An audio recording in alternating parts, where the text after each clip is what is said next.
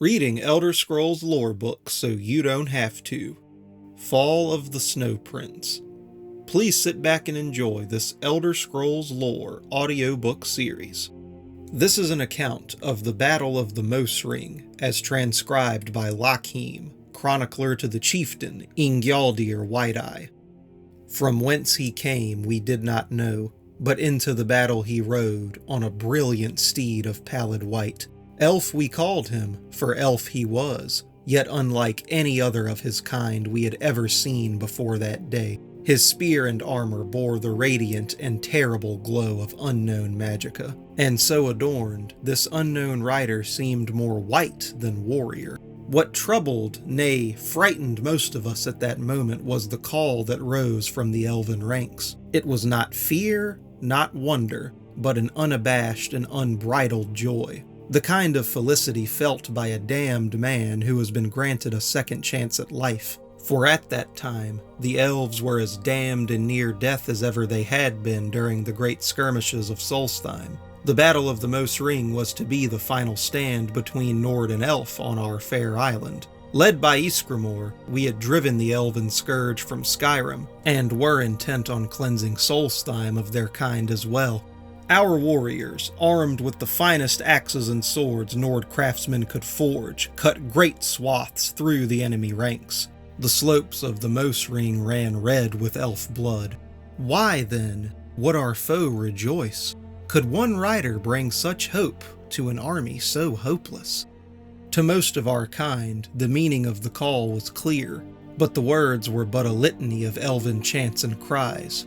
There were some among us, however, the scholars and chroniclers, who knew well the words and shuddered at their significance. Quote, "The Snow Prince is come, doom is at hand," unquote. There was then a great calm that overcame the elves that still stood. Through their mass the Snow Prince did ride, and as a longboat slices the icy waters of the Fjalding, he parted the ranks of his kin. The magnificent white horse slowed to a gallop, then a trot, and the unknown elf rider moved to the front of the line at a slow, almost ghost-like pace. A Nord warrior sees much in a life of bloodshed and battle, and is rarely surprised by anything armed combat may bring. But few among us that day could have imagined the awe and uncertainty of a raging battlefield that all at once went motionless and silent. Such is the effect the Snow Prince had on us all. For when the joyous cries of the elves had ended, there remained a quiet, known only in the solitude of slumber. It was then our combined host, elf and Nord alike, were joined in a terrible understanding. Victory or defeat mattered little that day on the slopes of the Mos Ring Mountains. The one truth we all shared was that death would come to many that day, victor and vanquished alike. The glorious Snow Prince, an elf unlike any other, did come that day to bring death to our kind, and death he so brought.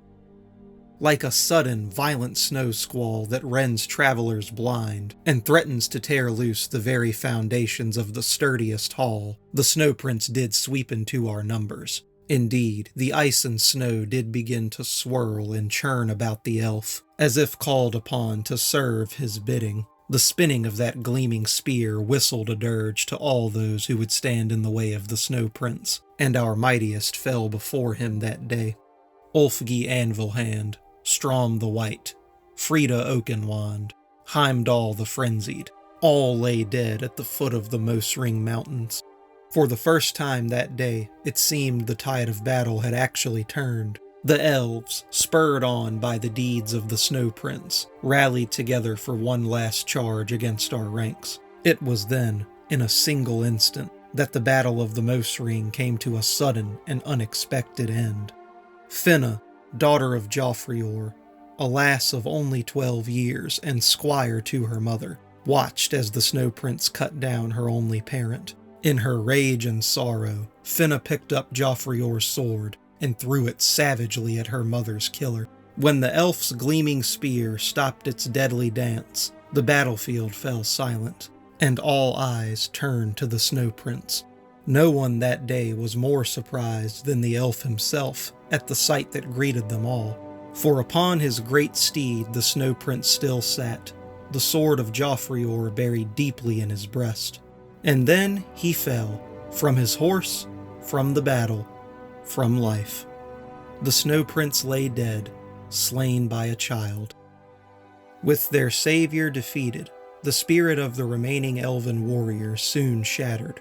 Many fled, and those that remained on the battlefield were soon cut down by our broad Nord axes. When the day was done, all that remained was the carnage of the battlefield, and from that battlefield came a dim reminder of valor and skill, for the brilliant armor and spear of the Snow Prince still shined.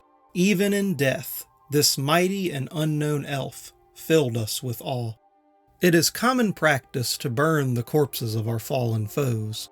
This is as much a necessity as it is custom, for death brings with it disease and dread. Our chieftains wished to cleanse Solstheim of the elven horde, in death as well as life. It was decided, however, that such was not to be the fate of the Snow Prince. One so mighty in war, yet so loved by his kin, deserved better, even in death, even if an enemy of our people. And so we brought the body of the Snow Prince, wrapped in fine silks, to a freshly dug barrow.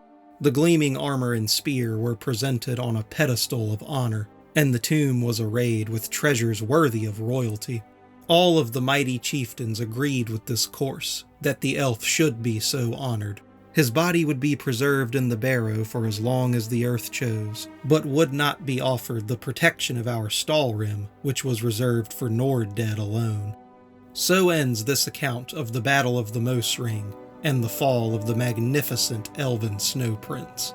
May our gods honor him in death, and may we never meet his kind again in life.